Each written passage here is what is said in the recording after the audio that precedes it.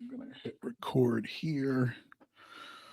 I am going to put my phone on vibrate and do not disturb.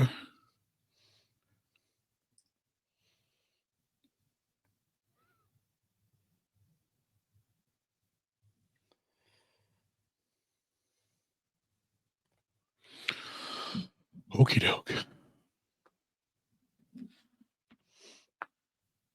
You ready? Yep.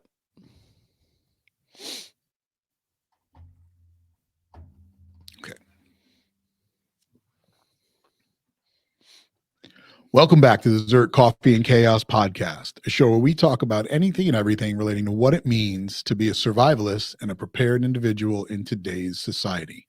I'm your host, Chris Bartagone, ZP002. Back on the show with me is my co-host for the day, Paul Taylor, Mr. X. Paul, welcome back to the show. Man, thank you very much. I appreciate you having me again. Yeah, man. Yeah, it's always good. I love the dichotomy of two different points of view and two different co-hosts that are repeated on the show. Are we like complete opposite of each other? Like, is that why you're having two co-hosts here? Because we span two different like viewpoints? Or are we No, pretty not much really. pretty similar? You know, I mean, Jamie was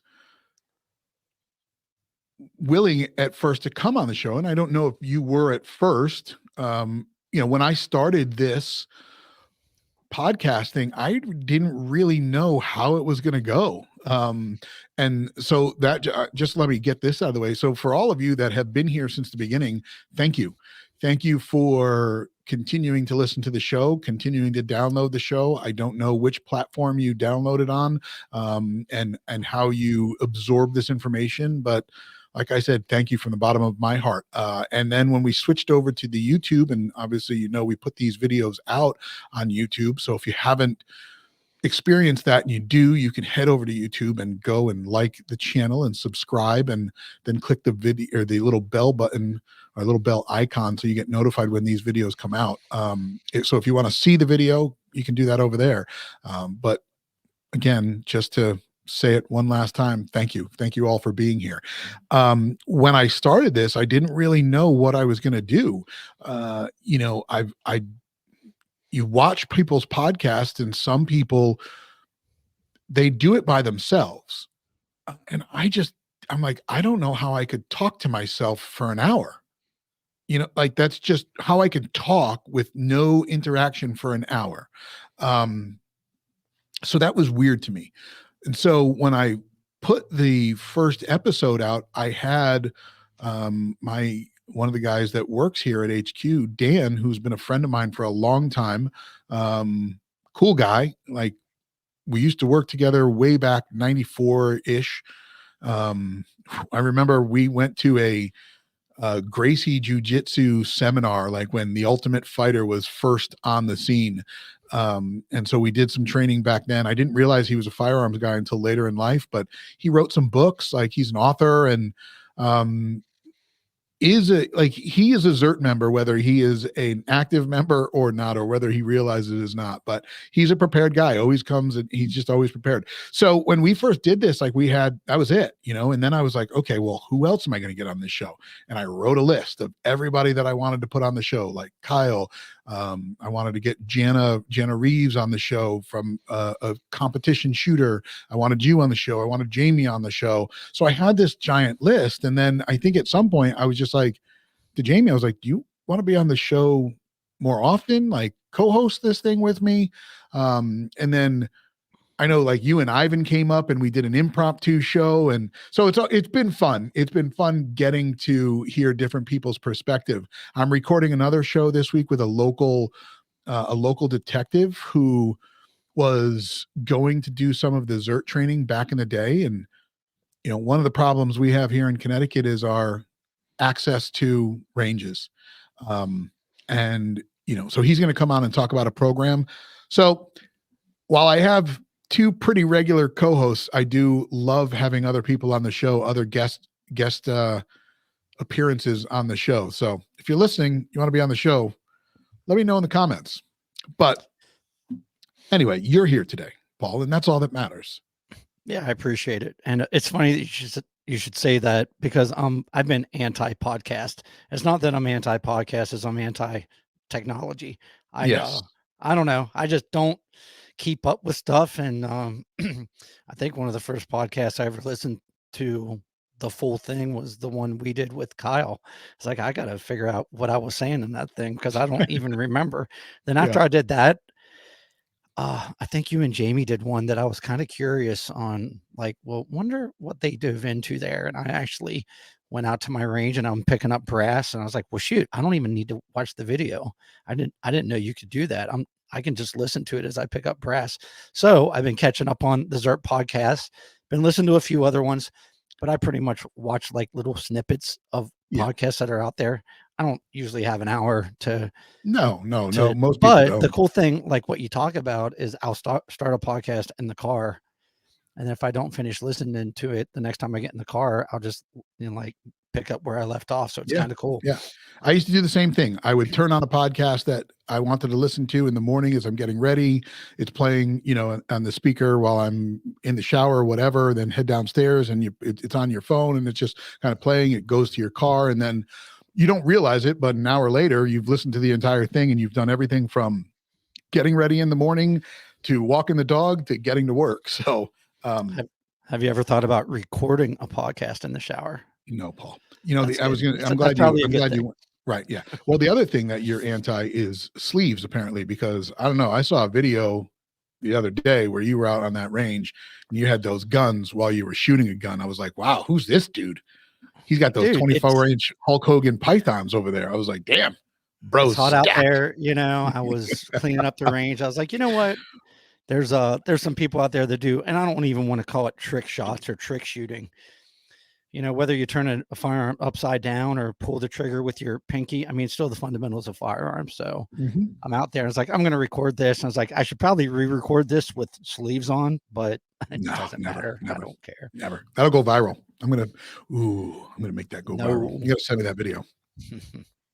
Moving on. Moving on. So today's episode is a part 2.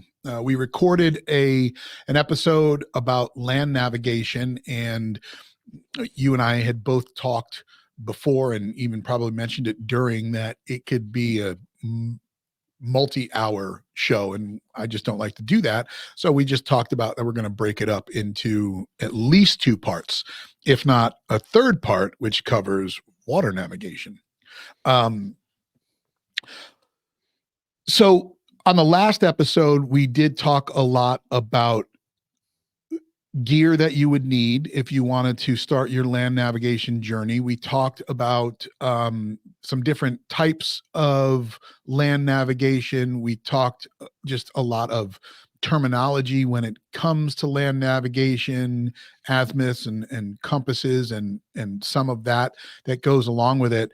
And we did touch a little bit on dead reckoning, which is one form of navigating style or navigation style. And then the other one, which is more probably in depth, but it's terrain association. And I know that at one point you said there's eventually a combination of both dead reckoning and terrain association. So, without wasting any more time, what is terrain? And now we talked about it in the last episode, but obviously for those that may not have caught that one and just want to listen here, let's go right to what is terrain association as a navigation form. Paul?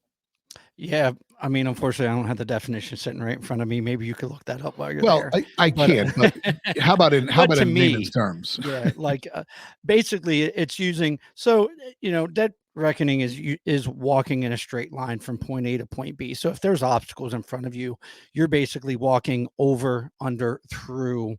You're walking through bushes. You're walking through. If you got to get around something, you're doing the box method. There's all this stuff that you can do. Where train association isn't a straight line. You're using the train to your advantage. And there's so many different ways to do that. Like when you're when you're driving down the road, that road isn't a straight line that's going up and over cliffs. It's going around the contours of the terrain that you're working in. And that's basically terrain association is you're using the terrain to your advantage to not necessarily, it's not picking the straightest route, the most direct route, but it's picking the most efficient route. Less on your knees, Right. your body. Now you might have to walk longer when it's all said and done, but when there's different things that we can talk about, like the contour bypass method, or using contour lines where So it's then kind go of ahead. Yep. it's Finish this. And I you're want to using ask the you a question. terrain in your favor, Okay. so to speak. So if I was to, let's just say I was to walk from here to you, and you would pick a straight line, point A to point B, so Connecticut to Pennsylvania, and using dead reckoning. If there was a hill that was 2,500 feet of elevation, I would go up and over that hill regardless of if it was a rockier or more jagged type path up the hill, I would still take that to get up and over. Where terrain association, there is a road that's going to take me out and around, maybe back, but it's going to provide me a less challenging route. Is that basically what it is in a nutshell? Pretty much. Yep. Okay. I mean, So go ahead. yeah, I mean, you're talking about driving from point A to point B, but of course, land nav. No. I was talking about walking. Well, you just said take a road, so I was Well, yeah, just but assuming you were right. talking about Just no. I can't Instead imagine of you driving to my place from yours, but that well, but let's take what we can imagine out, right? And we're just okay. talking about in a situation where a person has to walk from Connecticut to Pennsylvania. There is no car, there are no roads, but the road, instead of going up and over the jagged rock filled mountain that's going to require maybe some form of gear, they have to take the road and walk along around the hill because there is no road up and over it. That's the basis of what we're talking about, right? Yes. Now, is the benefit ease of, I'm not going to say the only benefit, but what is one of the major benefits of that, the ease of the travel? I mean, there's multiple benefits, uh, especially considering my background being in the military. It's not just ease of travel, but it's ease of being more tactical, not Okay. skylining yourself. When Okay. you usually take the most direct route, it's probably the most obvious route, when Right. you're traveling from point A to point B. So anytime you're traveling, in the military, you want to be slightly a little bit more tactical than just skylining yourself or putting yourself in a situation where it's the most obvious route. So that's when train association Okay. also kind of is in your favor, so to speak. Got it. Okay. Good. All right. Go ahead. Continue on with the terrain association kind of deep dive. I mean, I did pull up the definition if you do want me to stack it with what you put out there, but it's pretty much exactly what you just said. They do measure. They do mention that that acronym that we used last year that was military. It's more military focused, right? A The coca. OA, yeah, COCA. So I know the they do acronym is mention, different in the Marine Corps than it is in the Army. They put it in a different order. But like I said, being more tactical with terrain association, you're paying more attention to avenues of approach, cover and concealment, observation. When you're dead reckoning, it's just plot an azimuth, walk in a straight line. You're really not paying attention to anything right. except for your azimuth and your pace count, which it's Yeah. important to have a point man that's doing, Right. patrolling, looking out for bad guys' IEDs, while you have a navigation guy that's his sole purpose is Yeah. navigating. And one of the, and so obviously in this piece there, they do say that one of the major advantages of terrain association is that it forces that point man or that lead person to continually assess the terrain, and that leads to, I think, what you were just saying right there. It leads to identifying some tactical advantages, or tactically advantageous terrains that may or may that may help whatever that mission is. We're not exactly talking about that in this form. We're Well, just talking about it. I think you're wrong, Okay. because when we talk about terrain association, when we talk about land navigation, part of that mission is not objective, not actions on the objective, but part of that mission is getting to the objective.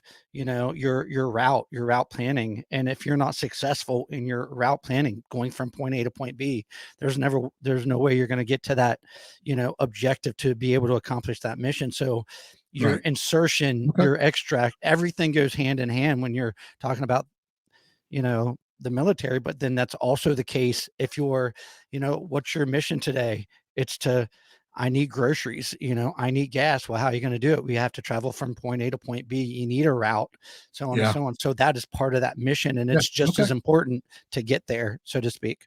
Yeah. Good point. Very good point. All right. Go ahead. I know. Thanks, Paul. So we're gonna say a word that we already said we're not gonna say, just because we talked about it so much last time, and it's the M word. I'm gonna say it. No. Maps is very, and I think when it comes to terrain association, I think dealing with maps is quite a bit harder, because you have to understand um, contour lines. You have to understand relief. You have to understand what a hill looks like, a valley, a draw, a spur. You have to understand if the contour lines are closer together, it's probably a cliff, and I don't need to push my route in that direction. You need to understand certain things. So when I look at a map, I see the terrain in 3D. I can kind of look at those contour lines, and I don't need to build a terrain model to be able to see what the terrain looks like. Those contour lines kind of elevate to me and show a 3D form of the terrain of a mountain, a valley, Okay. uh, certain areas that you can use. And the cool thing about terrain in a map, and you almost said it earlier, uh, every part of terrain you can use to your advantage. And that's if you pick a good route. Of course, if you don't pick a good route, then the terrain is at your disadvantage. But you know, anytime we deployed overseas and talked about route planning, whether in a vehicle or, you know, or walking or patrolling, whether it's training or on a mission, one of the very first things we look at is the most probable course of action, most dangerous course of action. It's like, man, if there's bad guys out here, I want to set myself up for success. So that's what we're always thinking about. So it's the likelihood of, you know, not being stuck in valleys where you could get ambushed and they have fire superiority and an elevated position. So you take into account that when you're setting up your route. Not as important as a civilian, of course, but you can use the terrain in your favor.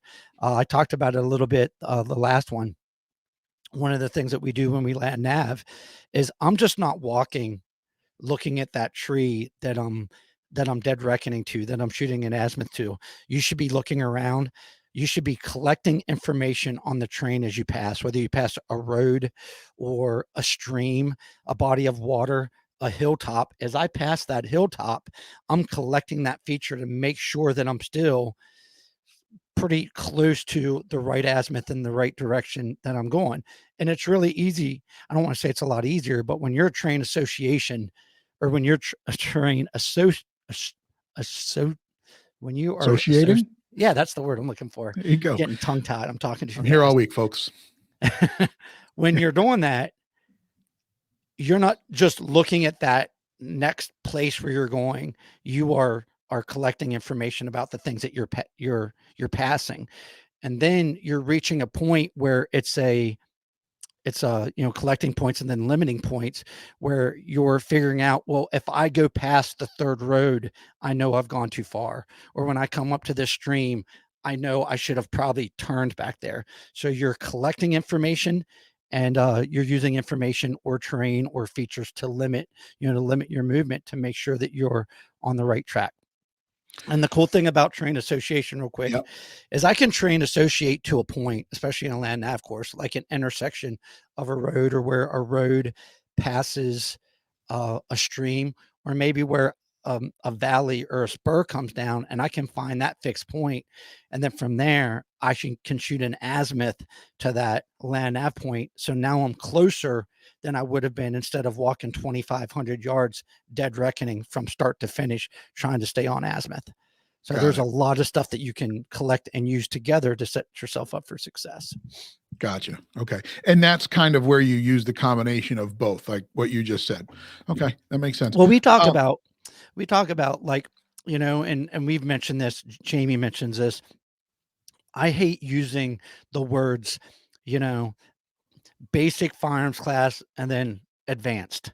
The advanced shooting is just the basics done better, right. and a lot of people uh, look at dead reckoning as basic land nav, and then they look at terrain association as advanced. Well, it's just the basics done better. And when you get really good at it, you're still using both of them. You're using both of them together to set yourself up for success.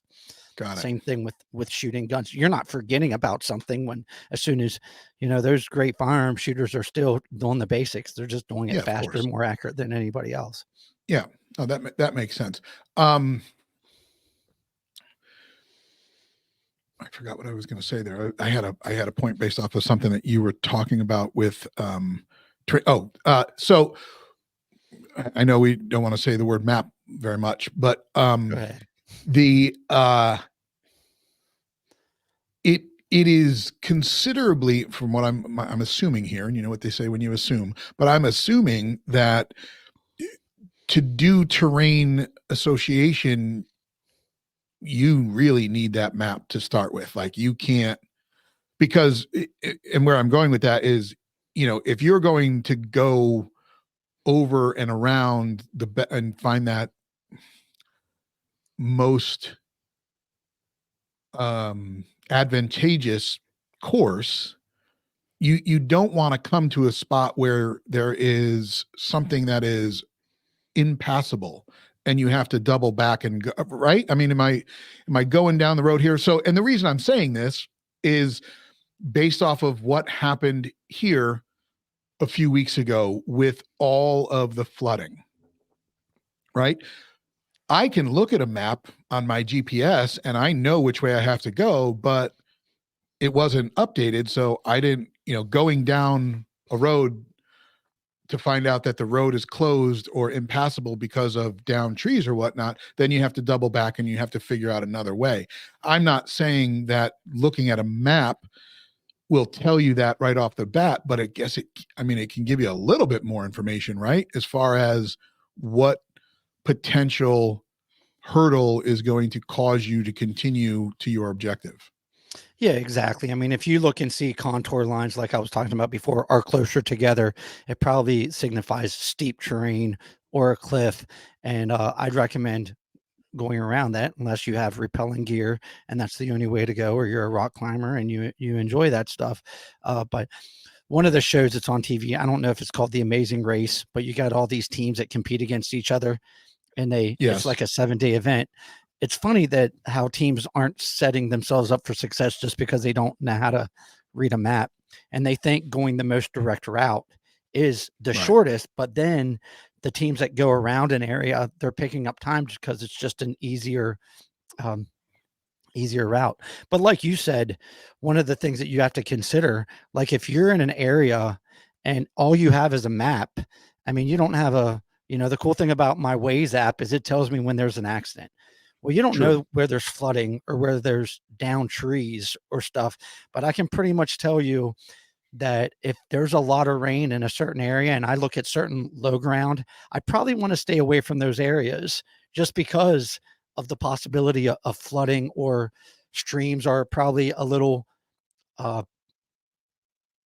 little higher, or so on and so on. I know when you Right. go into valleys, uh, the worst thing to do is get into a valley because you think that you're saving time, and the vegetation is just so thick you can't even get through it. So you have to consider that, especially during, rainy seasons. and so on and so on. So there's so many things that you have to take into account. The one thing that you said about it's almost like you need a map, and the funny thing is you don't. And we talk Okay. about you do initially, and I talk about this all the time. Whenever I first move into a city or a town, like when I moved into Fort Bragg, the very first thing I did was go to a gas station and I bought the local map, folding map of the town, just Sure. so I can look at stuff. Well, they don't even sell that stuff anymore.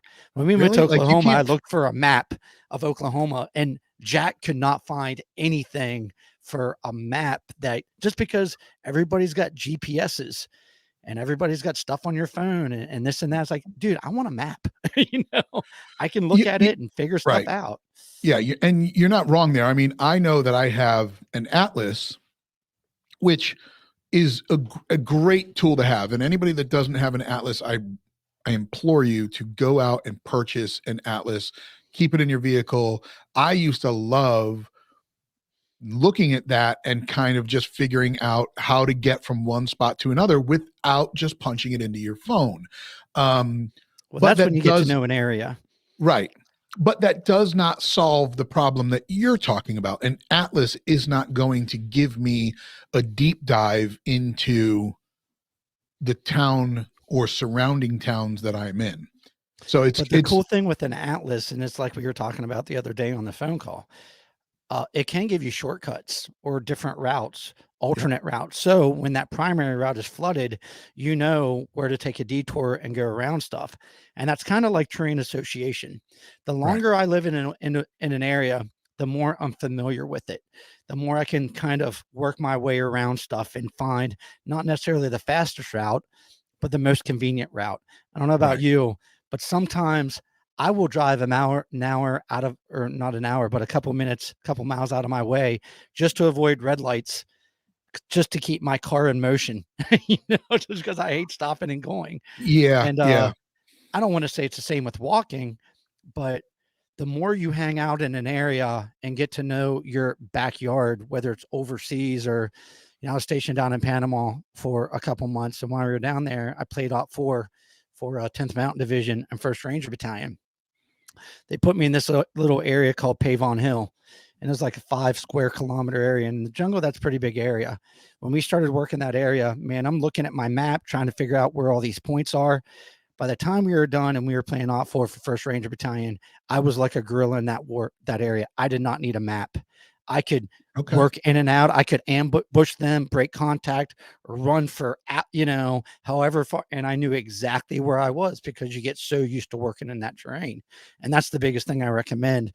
If you live in an area, man, get out there, take a walk, get a map, get to know the area around you, all the little details of it, whether it's you know, my brother-in-law's farm, they've got 180 acres, and I know every square inch of that 180 acres just from walking it. And not going to get lost, because there's limiting features. There's the highway, there's major roads. But it's great to know map reading and how to do this stuff. But you know, I'm not just going to go to a random area and start walking through it. I think the biggest importance with land nav and map reading is know the area around, like where you're going to be operating, which is where we live or where Right. family lives and so on and so on It's in funny in that this environment. right, right. It's funny because you said that you can't find them, and you're probably right. And where is it you go when you want to find anything these days? And it's to the internet. And most times, if you want to find it and buy it, it's to Amazon. And it's so strange. Like just typing in Connecticut foldable maps, it it just gives you a Rand McNally, which is obviously one of the companies that makes them, but it's Connecticut and Rhode Island. And I don't know how much of it shows, but I don't think that it's going to be. I mean, it looks more like the entire state. And I guess my question then is that's not really the map that we're talking about here. right? That's, to me, that's just a page or two out of an atlas, and is not what is necessarily what's needed for what we're talking about. Is that fair? Well, what are we talking about? Well, for Which, doing terrain association and oh yeah, starting with a map. yeah. I mean, but I mean, you can still terrain associate off of an atlas. The cool thing about terrain association is you don't need grid squares. You don't need a grid square that's, you know, a Okay. 1,000 meters by 1,000 meters. You can look in a map and figure out, okay, this is on an atlas. These are cities. These are country areas. Usually on an atlas, the green area shows vegetation. They'll show mountains and stuff, and you can do a little bit of terrain association off that, just to avoid build up areas. You know, Okay. going around certain things, bodies of water. You know, Right. I can terrain associate and walk until, you know, and see, okay, there's a river. The only way for me to cross this river is in order for me to come up on this bridge right here. That's a man-made bridge. That's the only way to get across, because I'm not forging the Potomac River or whatever river you're talking about. So you can absolutely use those maps. Now it's, and one of the sites, and if you Google, I think, let me see, there's a site out there that you can literally buy like MGR maps from, and they have every one of them. And we're gonna have to put it in the Yeah, definitely. I definitely want to put that in the notes for the show if somebody's out there looking for the map. And these are and while you're looking that up, let me just jump in here and say, you know, I've done a quick overview, obviously, of just Google trying to find it, and you get, well, like, and more so Amazon, because I wanted to see what they cost to kind of put that information out there. And while there are some, like, just to kind of just point this out, right? Like, here's an exploration guide of bucket list adventures, and it's in a paperback version. And what's the other version? A Kindle version, digital. Like, again, not a map, but it's like they want to offer you all of it in a digital form instead of the analog thing that we're sitting here talking about. Which is, I guess, which is really strange. I hope that this website that you're looking for has something a little bit more analog. yeah, like my topo right here, it's like printed map shipped to you and start here. There's all kinds of sites for these things, and you can literally get a map of, like, if your AO is the center of 4 map sheets, they will center that for you, so you don't have to carry 4 maps around. And for people like, you know, this is really like, if I was of, if I was in charge of a state, like maybe say Oklahoma, and we all met, and we all are basically in this certain AO of Oklahoma, and there's a possibility of going out and training, man, I would be all about ordering the map sheet for that area, just so Right. they can, just so they know that area and they can look at it, you know, and use that for training purposes. And I mean, it's what me and Mr. Blue did out in Texas, out in Las Vegas. We got a map of Las Vegas, and now the only problem is these things aren't expensive. I forget how much it cost, but it's pretty ridiculous how much one of these maps costs.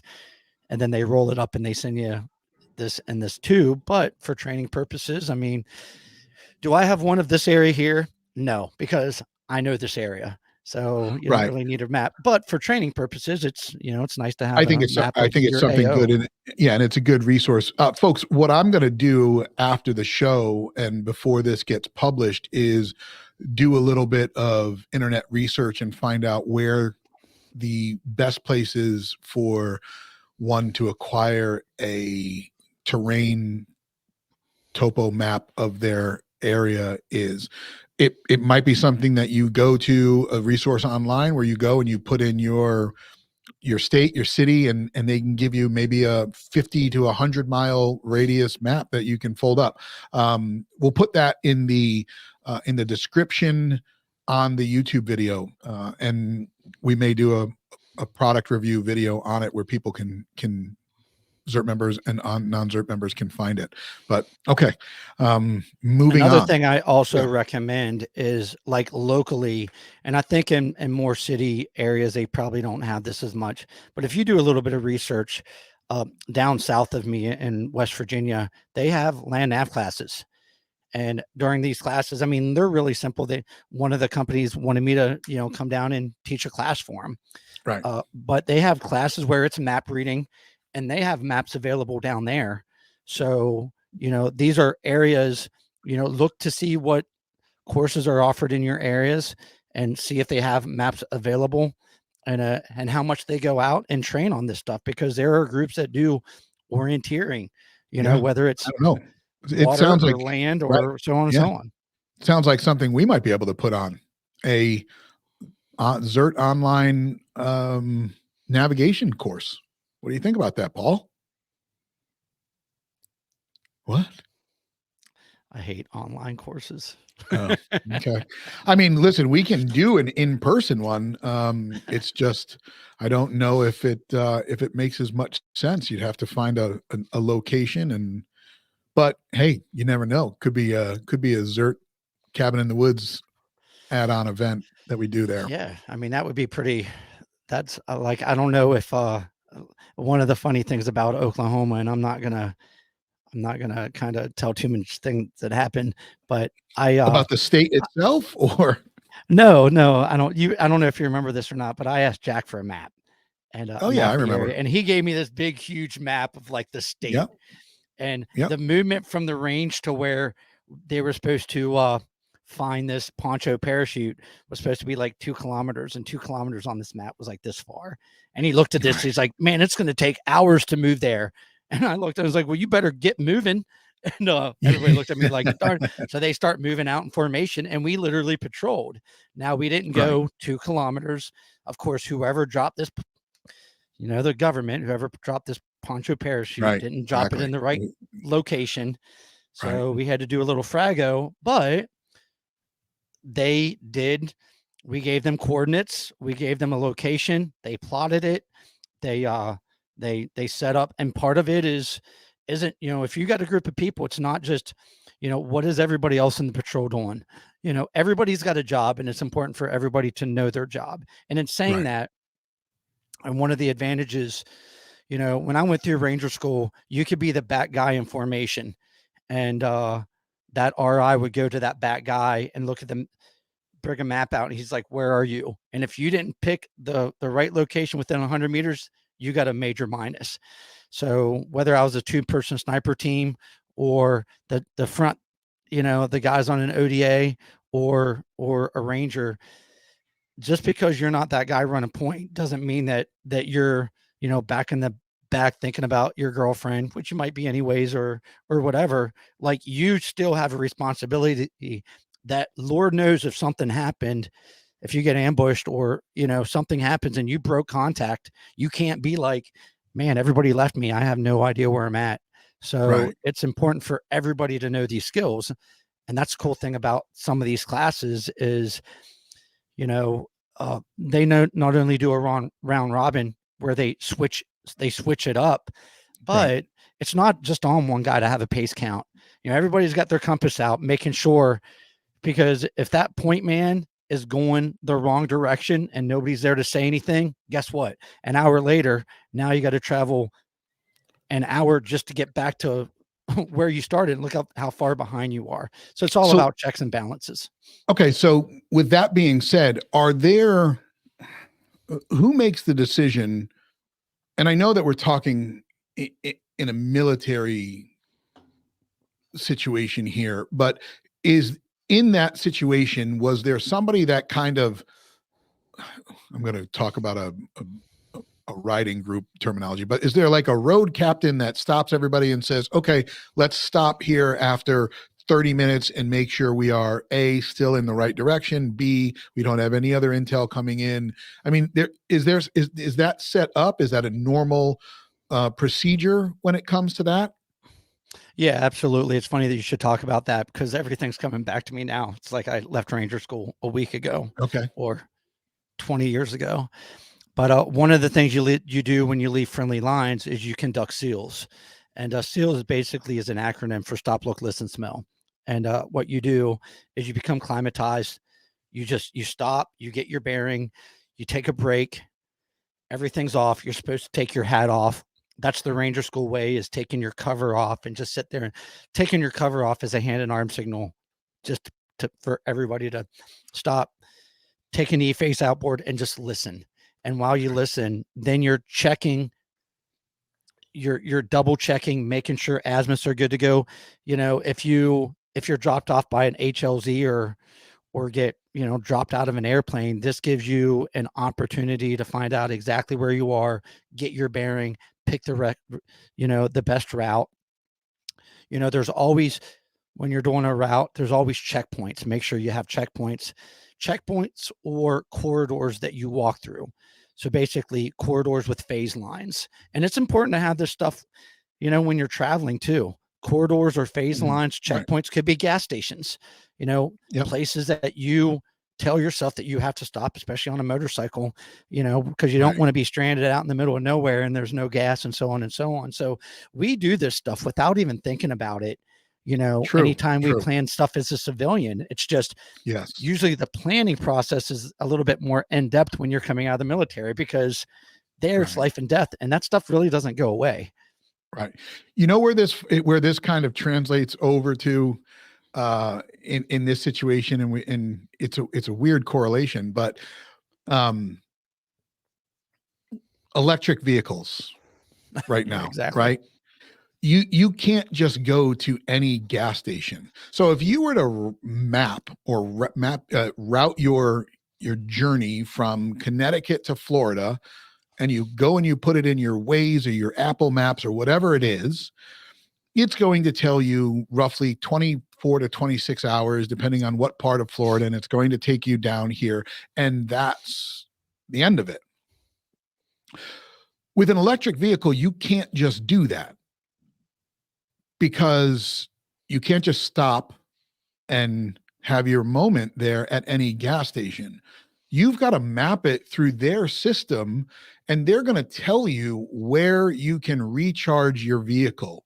And that 26-hour trip now likely becomes a 32-hour trip. And you're not going in the most straight line that you can. It's all over the place. And so, it's weird. And like I said, it's a loose correlation, but it's that whole thing, like, where you have to stop and then you have to go and veer off in order to just continue on your path. And obviously, if you were to just do that in your Tesla Cybertruck and just go in a straight line, you're going to have a bad day, because you're going to walk into those hurdles. And these are everyday problems, not some of the stuff that you're talking about right there. But you did bring up a good point. We do this, even when you go and you plan a 3-hour trip, it's okay. We have to stop for gas, or we're going to stop for, a bathroom break or whatever. I mean, you don't really check the map, so to speak, but you do kind of pause, whatever that is. So, in a situation where we're out of the vehicles and somebody is doing this, what is a good interval for an individual, whether they're moving with a couple of people or on their own? What is a good interval to stop and check and make sure they haven't veered off? They're not, they're on pace. Is there a par for the course type situation here, like every 30 minutes or what? I don't think it's it's a funny question. It's a very good question, because it's honestly, it's dependent on the terrain that you're in. It's if you're in the jungles of Panama, it's gonna be a lot different than if you're in the, where a slight wrong turn or a slight wrong degree might send you on and you might think that you're aiming for, hill 2929, and the next thing you're a couple of degrees off and you're on the wrong hill. Right. And now going through the jungle, that's going to take you hours to get back on track, where in the in the deserts of Afghanistan, it's wide open spaces. So I don't want to say it's not as important, but you're more likely, depending on the circumstances that you're in, and we call it MET-T. It's MET-T dependent. It's mission, enemy, terrain, troops, civilians on the battlefield. You always have to be considering outside influences, weather. Right. There's so many things, how many people you have. I know whenever I travel with female companions, sisters, mothers, I have to stop a lot more frequent on the road than I do whenever I'm traveling alone. I would hold going to the bathroom until I reach a gas station, and I will hold it for an hour if I have. You can't do that with, I can't do that with my daughter, so everything is based on the situation that you're in, and whether it's in the military, or out. But also, what's the experience level at that point, man? Do I have to sit there and hold their hand? How many times I can look at a train model, say I'm going here and going there, and there's been times where I haven't looked at my map at all, just because I have a basic idea of where I'm at, because I knew 29 Palms so well that you're taking some private out on a land nav course, and as soon as he starts heading in the wrong direction, you give him a couple steps, you see if he reads his map, and then you're like, okay, security halt, face outboard, where are we? And then, because I don't want to walk extra, but you give them a chance. Right. I had one of my buddies, I was lucky enough, one of my trips to, it was my first trip to Iraq, man, we had 3 senior dudes, on our team. And one of the other guys was a Marine infantry guy. Man, we worked so well together, and it was like, man, I could hardly, the funniest thing, we hit on land nav, we did I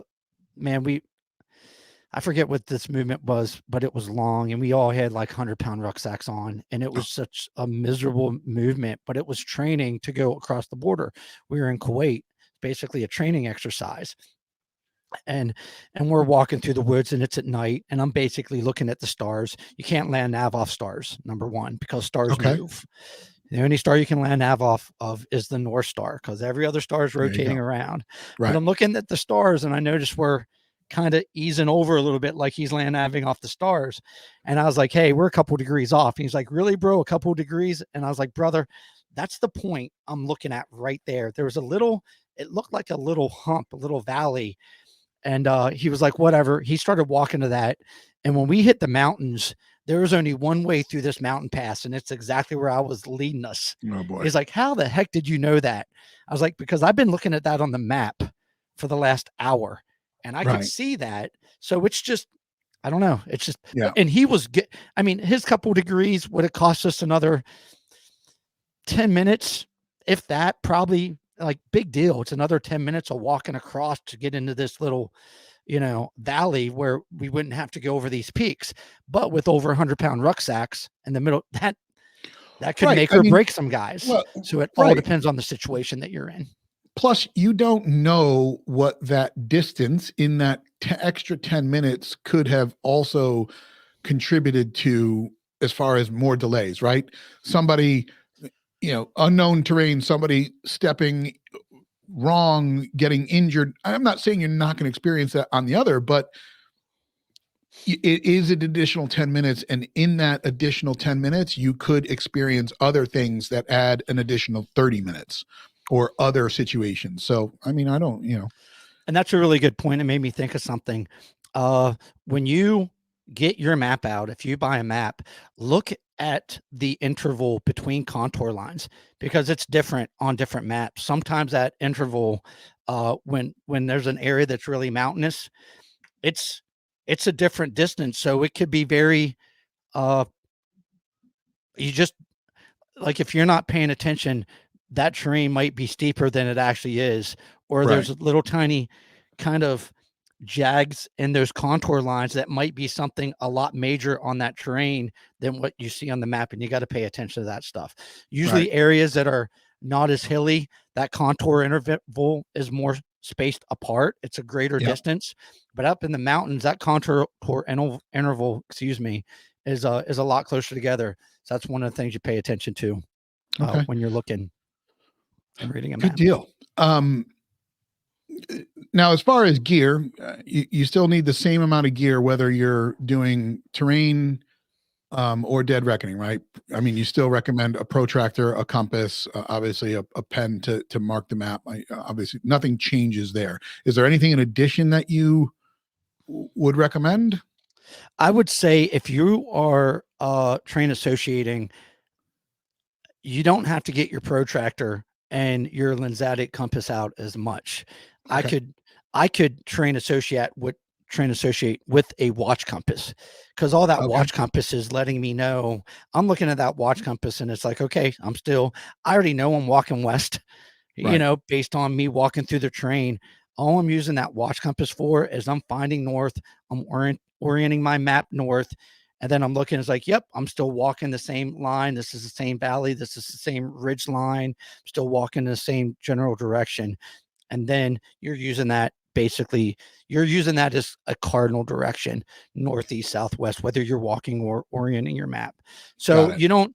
the cool thing with when you line up your lensatic compass to a map, you're trying to get it perfectly, because you are literally walking to a specific degree or mill.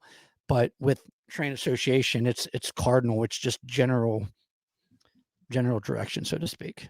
Okay. But you are absolutely right. You need good pair of walking shoes, plenty of water, Oh, yeah.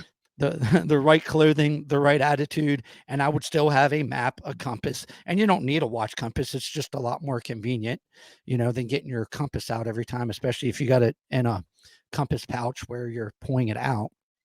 But Okay. So how does and terrain? Oh, go a ahead. pace Sorry. cord. A pace cord. Always Right. recommend having some type of ranger beads. Okay. So how does terrain association?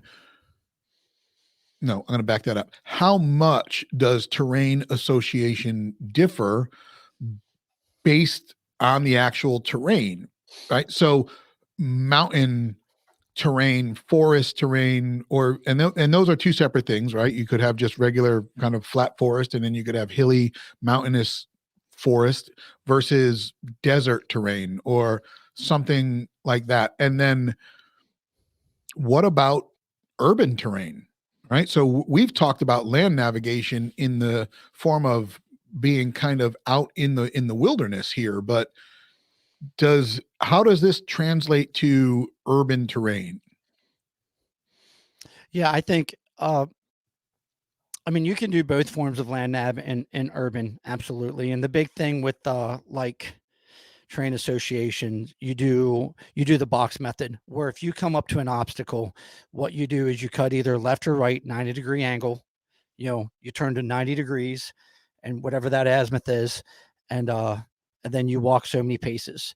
And then those paces are to clear the obstacle that you're in front of. And then you walk on your original azimuth, continue that pace count until you get past that obstacle.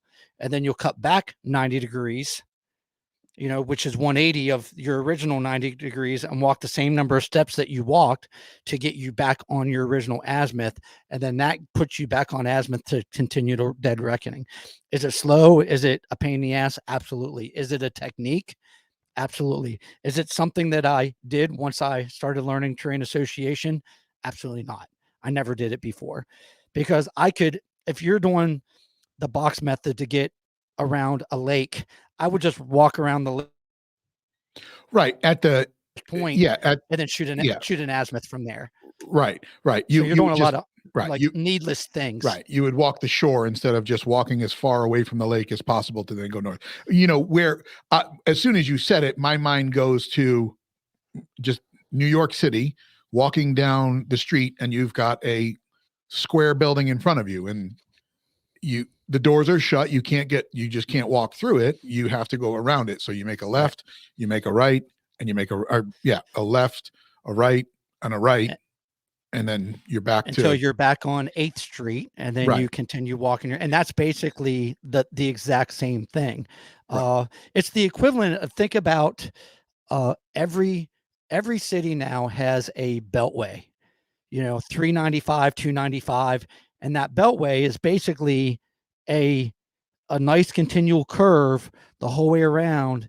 until you get back onto the interstate and continue north or north, south, east, or west. That's Right. the equivalent of terrain association, Yeah. where, dead reckoning would be going straight to the city and then hitting Right. stop signs and then having to take these little tiny left rights in order to, and it take all day, Yeah. just to go through a city. So that's Yeah. kind of the difference for urban terrain, is that might be a longer way the whole way around, but in essence it's shorter because you don't have to deal with all the bull crap that's in the But middle.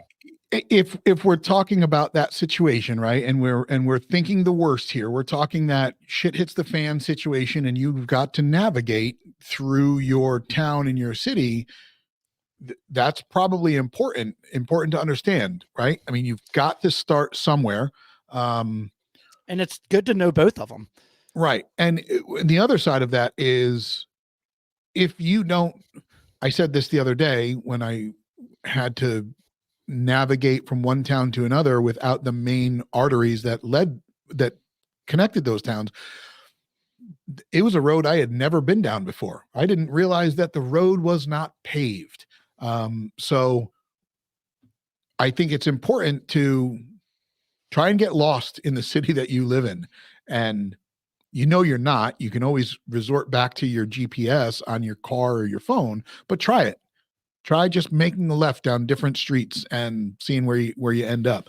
But how does that translate? How does this terrain association translate in the desert? I mean, most likely the biggest thing in the desert is, are you saying military or civilian? Because Well, I there's a guess. difference. Well, so then lay out both if you would. So military wise, in the desert, the main thing, you want to stay away from natural lines of drift, which is stay away from main MSRs, main routes. You want to stay away from vehicles that can drive up and down there that can see you. So you're trying to get away from populated areas.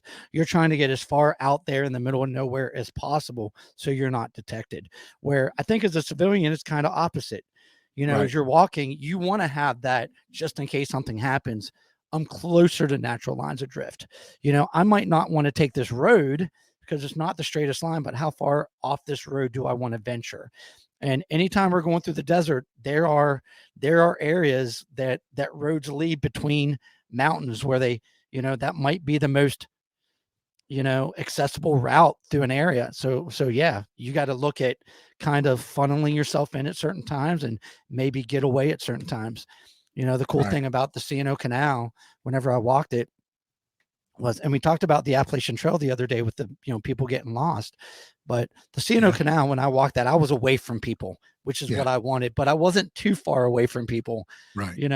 So it's as you figure out your needs and the needs of the mission, and we're not talking military, and whatever your Right. mission is, whatever you want to accomplish, whatever you want to get out of, that's how that kind of determines, your land nav course. You might want to be out in the middle of nowhere, but as you walk for 3-4 days every day, you might see a town and you need to go to that town to resupply, Yeah. Yeah. so on and so on. Water points, are you carrying all the water, or do you need to cross points where you need to do some type of water resupply from a spring or from a store, or so on and so on? That's a major, like people on the Appalachian Trail, they're Right. constantly getting water.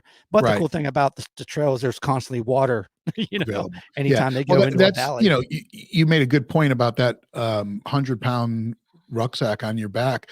You know, everybody's, or when we sit here and we think about this, you've got to kind of understand what this looks like, right? If you were to just sit here and say, okay, I need to go out there and land nav, and you're not carrying anything, you're not carrying a pack, you've just got your basic supplies to get you from point A to point B, what does that look like? Like, you don't have water, you don't have shelter, and now you have to veer off and do those things. You're trying to get from one town, avoiding civilization or population as much as you can, but do you have enough gear with you that you can do that without having to go back into town? Or do you kind of toe the line between just outside of that urban environment, but not too deep into the wilderness where you are without resources and you can't get them easier. You know, a gallon of water weighs, I think, 8.34 pounds or something like that. So, you know, how much water are you bringing or you're carrying with you? 3 gallons of water, you're talking 25 plus pounds. So, on top of or everything you else. or you carry iodine tablets or some type of True. uniform if there's water sources out there. You're going to make fun of me right now, but one of my favorite movies since high school was Red Dawn. And Yep. you know, the cool thing about that movie is it's, you know, like they focus on exactly what we're talking about. You know, they were living out on the land, you know, killing deer, getting meat. That, you know, they had water, they had streams, but they also, there were times where they had to go back in town and Right. resupply. So Right. don't think that, you know, and the more training you have, the more experienced you are, you could probably live Yeah. out there longer, but Yes. that doesn't mean that we can sustain for X amount of time for a long period of time. And I'm not saying, you know, that I think that, you know, we're going to be Wolverines or something like that's going to happen, but you No, but know, I can be tell you that prepared for I can tell you that Jamie loves that movie and would do it as well. But here's what's I'm interesting talking the about that. original one. That's all I'm Exactly. saying. Here's what's interesting about that is here you had this group of insurgents, or you know, these rebels, if you will, that were fighting the establishment at the time.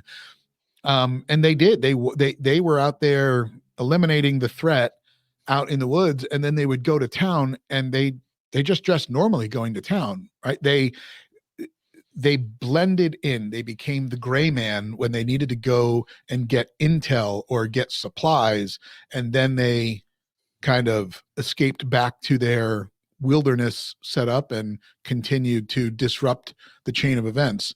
So that's important. I know that we talk about that, blending in a situation where you don't want to draw a lot of attention, whether you are you know, if you think you're going to roll down the street in your plate carrier with your rifle slung over, it's probably not the smart choice here. But that's And kind of also off subject. But well, it is, but also thinking about, you know, uh, and I'm not preparing for anything crazy like that, but one of the things that we had right, to do overseas was make sure that, Lord forbid, if we got caught or we became a prisoner of war, we didn't have things on our map that necessarily gave away positions or certain things. So we haven't really talked about sterilizing maps and all that stuff, but I don't want to have a ton of information on my map, you know, just in case I lose it and there's a ton of stuff on there, no telling who finds it. You right, know, like I know people that cache items yep, and they put all this stuff on a map. Well, man, you lose that map, you you know, there goes everything. that's a bad And day. saying that, certain things that we haven't talked about is the last podcast we talked about laminating a map. What we haven't talked about is a good map case. How are you carrying that map on you? And one of the things that we did after we laminated it is you could get a clear map case that's got some type of Ziploc. You put a piece of 550 cord, and then you would put this map around your neck, you know, and tuck it into your shirt or your armor or your plate rack or your, you know, whatever you had. If you didn't wasn't wearing anything, it would just go into your blouse. It would go underneath. So make sure that this sucker's secure, because have done land nav courses where I've lost maps. And the crazy thing is after I've lost a map, I knew where that point was, or I knew so I could go to that point and not be lost out in the middle of nowhere, just because I've took a snapshot of the image of I knew where I Right, knew where I was going. So map case, of course, have some type of map pen or map marker that is non-permanent, you yeah, know, and that's something that you want on you, just so as you're plotting on your map, if it is laminated, and if it isn't, you can even plot that stuff on your map case if it's not laminated, and then erase it afterwards. yeah. Your Okay, protractor, one of the things we did in the military was the square protractor you get. You take a hot pin or a needle and you put a hole in the middle, and right, after you put a hole, you take the guts of a piece of 550 cord, you run it through that hole. So then, as on your route, you could use that as a line to show you exactly what azimuth that you're getting, instead of having to use another straight edge or a piece of paper, something you didn't have with you out on the field that might not necessarily be long enough as you're trying to get a good azimuth. So a couple other things that, I would recommend having. A couple little tips there. Land nav gear list. Good. Along with good deal. Good shoes. Good shoes, right. Positive Awesome. attitude. And a beard. Well, I think you need a beard too. Yeah, probably a beard. Yeah. And just a grizzly attitude. And a ZERT hat to keep the sun out of your eyes. Well, of course you need a ZERT. You need a ZERT hat. Hey, listen, Paul, this is a lot of great information. Is there anything else as we wrap up the second part of this probably 3-part series that you think people need to understand? Can you give them any more of your 2 cents? Yeah, it's kind of keying off what you said earlier, and it kind of makes me laugh, because I don't want to seem like I'm anti giving classes online. Right. But we talk about this all the time. We can watch all the YouTube videos in the world and watch all the classes and sit there and learn from everything that I say that comes out of my mouth. It's like, oh, okay, I got a better understanding of this. But until you go out there and do it, then it's just watching videos. And my biggest recommendation is get out there and do it. Not get out there and get lost, but see what's local. See what's local that you can take. And like Chris said, there might be something we might offer in the future that we can put together some type of package to set everybody up for success. But man, get out there and find out what 100 meters is and figure out your pace count. And when you walk your pace count, it's not every step, it's every other. It's count every step on your left foot or your right. Get yourself a lensatic compass, read the directions, watch a couple of YouTube videos, and figure out, put this sucker in your hand and actually start shooting azimuths, and go out, get hopefully Chris finds a link to different topographic maps out there. Get yourself a map and go out there and get lost. Yeah. Go out there in the woods. Now, don't venture off so far, make sure that you're within cell phone service, but get out there and practice this stuff. And I guarantee you, the more you practice, the more you're going to figure this stuff out. Train, associate, dead reckon. And the more you do it, just like shooting, but I recommend taking a class. I took a motorcycle riding class this past weekend, and it was the best thing. And I've been riding motorcycles for 30 years. Yeah. And the cool thing about land nav is I've been doing land nav and teaching land nav and learning land nav from professionals for 20 years out of my military service, and it makes a difference. So go out and take a class and have fun, learn something. And the coolest thing is set yourself up for success. And while you're doing it, take your kids, take your grandkids, and make a day of it, and just go out there and enjoy yourselves. And let them start to experience it. Awesome. Exactly. Well, I think that's obviously some great information. I absolutely have loved this show and the show previously. I will make sure that we have some links below on where you can get certain things, whether it's a compass, whether it's, hopefully we can figure out this map thing where you can get a local terrain map. But we'll put those in the show notes. And as always, folks, thank you for spending some time with us on today's episode.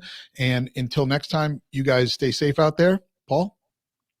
Yeah, I'm just thinking that'd be pretty amazing if a ZERT lensatic compass came out. There you go. You never know what's coming out in the future. I don't know. ZERT map case.